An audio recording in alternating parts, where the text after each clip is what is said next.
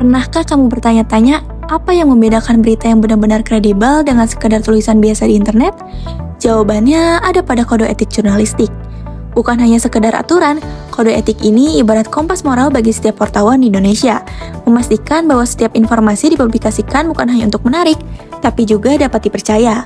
Mari kita kupas lebih dalam tentang apa itu kode etik jurnalistik dan 11 pasal penting yang wajib dipahami setiap jurnalis. Kode etik jurnalistik ini disusun oleh Dewan Pers sebagai pedoman yang harus dipegang teguh oleh semua jurnalis di Indonesia. Tujuannya jelas, menjaga integritas profesi, melindungi publik dari informasi yang menyesatkan, serta memastikan pers tetap menjalankan fungsinya sebagai pilar demokrasi. Berikut adalah beberapa poin penting dalam 11 pasal kode etik jurnalistik. Yang pertama ada independensi. Jurnalis harus bekerja secara profesional, bebas dari tekanan pihak manapun, artinya berita tidak boleh terpengaruhi kepentingan politik atau bisnis. Yang kedua, ada fakta dan akurasi. Berita harus berdasarkan fakta, bukan opini pribadi. Setiap informasi wajib diverifikasi kebenarannya sebelum disiarkan. Yang ketiga, ada berimbang. Jurnalis tidak boleh memihak, semua pihak yang terkait sebuah isu harus diberi ruang untuk bicara agar berita tetap adil. Yang keempat, ada menghormati privasi. Informasi pribadi yang tidak relevan dengan kepentingan publik tidak boleh dipublikasikan. Yang kelima, tidak membuat berita bohong atau fitnah, seperti hoax, ujaran kebencian, dan tuduhan tanpa dasar yang jelas-jelas itu melanggar kode etik.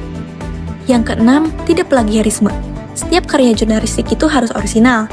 Mengutip boleh, tapi tetap harus menyebutkan sumbernya. Yang ketujuh, menghormati narasumber. Jurnalis dilarang menyuap atau dipengaruhi hadiah dari narasumber demi berita tertentu. Nomor 8, melindungi identitas korban. Untuk kasus tertentu, terutama anak-anak atau korban kekerasan, identitas mereka harus disamarkan demi keselamatan. Yang kesembilan, tidak menyalahgunakan profesi. Jurnalis tidak boleh menggunakan pekerjaannya untuk kepentingan pribadi, apalagi sampai merugikan orang lain. Yang kesepuluh, menghargai hak jawab.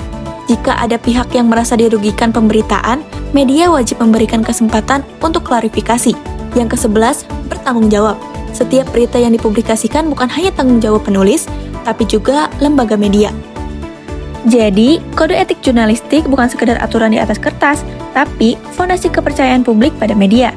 Di tengah banjir informasi dan hoax, peran kode etik semakin penting agar kita dapat membedakan mana berita yang kredibel, mana berita yang menyesatkan. Karena pada akhirnya, jurnalisme sejati adalah tentang kebenaran, keadilan, dan tanggung jawab. Nah, menurut kamu, apakah kode etik jurnalistik saat ini sudah cukup ditegakkan di Indonesia? Atau justru masih banyak pelanggaran yang terjadi? Tulis pendapatmu di kolom komentar. Yuk diskusi bareng-bareng.